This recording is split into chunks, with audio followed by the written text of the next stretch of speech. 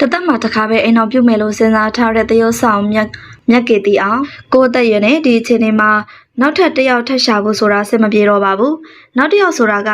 အစကနေပြန်ဆရမယ်လေနောက်10နှစ်လောက်ထပ်ညှိရမယ်ဆိုရင်တော့ဘယ်လိုလုပ်ဖြစ်နိုင်မှာလဲဆိုပြီးတော့ရေပြီးတော့ပြောဆိုသွားခဲ့တာပါအမဘွားမှာတော့အိမ်အောင်တစ်ခါပဲပြုတ်မယ်လို့ဆုံးဖြတ်ထားပြီးသားပါကံကြောင်းမလားလို့အိမ်အောင်ပြိုကွဲခဲ့ပေမဲ့လေဒုတိယအိမ်အောင်မရှိဘူးလို့အမြဲတမ်းသတ်မှတ်ထားပါတယ်ရည်စားထားခြင်းထားမယ်ဒါပေမဲ့တော့အိမ်အောင်ပြုတ်ဖို့ကိုတော့အဖြစ်မခံတော့ဘူးလို့ဆုံးဖြတ်ချက်ချထားတဲ့အကြောင်းယခုလိုပြောပြလာခဲ့ပါတယ်လက်ရှိဘဝမှာလည်းကိုရှာပြီးကိုသုံးနေရပါတယ်စိတ်တိုင်းကြဖြတ်တန်းခွင့်ရှိနေတဲ့အတွက်အလုံးကိုပျော်ရွှင်နေရကြောင်းဘသူကမှလည်းခွင့်တောင်းစရာအာဏာစရာမလိုပဲမိမိစိတ်ချမ်းသာမှုကိုသာဦးစားပေးနေရကြောင်းပြောကြားလာခဲ့ပါတယ်စီးပွားရေးအခြေအနေတွေကြက်တဲလာတဲ့အခါမှာအိမ်တော်ရေးတစ်ခုမှာငွေကြေးပြည့်စုံမှုတွေမရှိရင်တော့ပျော်ရွှင်မှုခက်ခဲလာတတ်ပါတယ်တာဝန်တွေများပြားလာတဲ့အတွက်အိမ်တော်တွေပုံမမွန်းတက်လာတတ်တဲ့အကြောင်းပြောပြလာခဲ့ပါတယ်ကိုယ့်ဘဝမှာမေတ္တာမရှိတော့ဘဲထွက်ခွာသွားသူတို့မဟုတ်အစင်မပြေကြတဲ့အချစ်ရေးအိမ်တော်ရေးကိုအတင်းအကျပ်ဆွဲလဲထားဖို့လည်းမလိုအပ်ကြောင်းတယောက်နဲ့တယောက်အစမပြေရင်တော့မှနောက်တစ်ယောက်နဲ့ပြန်လဲစတင်ခွင့်ရှိတာကြောင့်ပြဿနာရှာပြီးအတင်းလိုက်ဆွဲနေဖို့မလိုကြောင်းပြောဆိုခဲ့ပါတယ်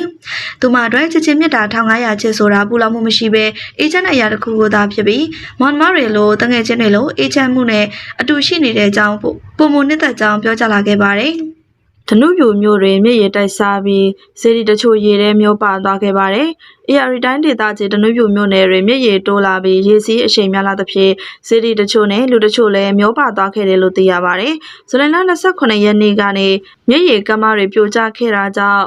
အောက်မြေသားပဲ့ကြပြီးဈေးတချို့လည်းရေထဲကိုမျိုးပါသွားခဲ့ရတာပါ။ဒါပေမဲ့လည်းဇူလိုင်လ30ရက်နေ့အထိရေအရှိန်ကမပြင်းသေးတာကြောင့်ယနေ့ဩဂတ်လ3ရက်နေ့အထိရေအရှိန်ကပြက်လက်တိုးမြင့်လာကြောင်းသိရှိရပါတယ်။ရေတိုးတဲ့အရှိန်ကအရန်ကိုများလာပြီးမြုပ်သွားမဲ့အနေအထားရှိနေသလိုနောက်ထပ်ကုန်းမြေသားကျန်နေတဲ့နေရာတွေလည်းဆက်ပြီးတော့ပြိုလာနိုင်ခြေရှိတယ်လို့သိရှိရပါတယ်။ AR တိုင်းလေးမျက်နှာမြို့နယ်မှာတာကျိုးပြီးနောက်ရေလွှမ်းမိုးသူများမှာပုံမဆိုးဝါလာက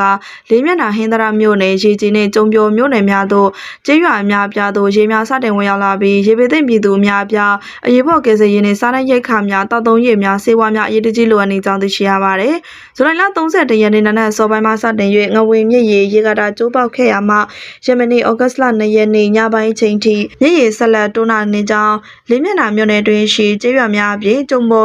ကျုံပြိုမြို့နယ်ရေကြီးငတိုင်းကျောင်းဟင်္ဒရမြို့နယ်များရှိကျေးရွာများသို့ရေများဝင်ရောက်လာနေကြောင်းထို့ကြောင့်အနေပိုင်းရေမလွတ်သောနေရာများတွင်နေထိုင်သူများကိုလည်းပေးလို့ရသောအမြန်ဆုံးရွှေ့ပြောင်းကြရန်အတွက်ကယ်ဆယ်ရေးသမားများကတည်ပေးလာခဲ့ပါတယ်။ငွေမြင့်ရည်နှင့်ဆက်ဆက်နေသောချောင်းများအတွင်းတွင်လည်းရေတက်ခြင်းရေကြီးခြင်းများမှမူလေးမျက်နှာမြို့နယ်ပေါ်တွင်ကျုံပြိုရည်နှင့်ရေကြီးမြို့နယ်များသို့ရေများပြန့်နှံ့လာခဲ့ကြောင်းကျုံပြိုတရားများမှာရေကျော်တက်ပြီး